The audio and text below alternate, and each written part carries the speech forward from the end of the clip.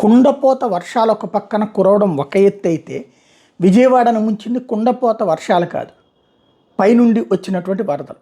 ఆ వరదల సందర్భంలో సహాయక చర్యలు ముఖ్యమంత్రి స్వయంగా అదంతా తిరిగారు, అలాగే మంత్రులు తిరిగారు, మిగతా ఇతర ప్రాంతాల నుండి వచ్చిన ఎమ్మెల్యేలు తిరిగారు.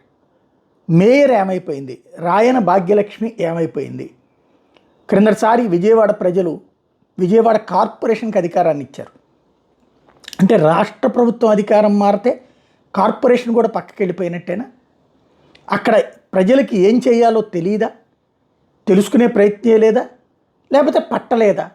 లేదా ఆమె కూడా వన్ టౌన్ కాబట్టి ఆమెలు కూడా మునిగింది కాబట్టి అని చూస్తూ కూర్చుంది? లేదా ఆమెను పని చేయనీయలేదా? ఇక్కడ కనబడాల్సినటువంటి వాళ్ళలో ప్రధానంగా బోండా ఉమ వాళ్ళ అబ్బాయి తిరిగారు, కానీ తను తిరగలేదు. అటు పక్కన సుజనా చౌదరి కొంతమేర తిరిగారు.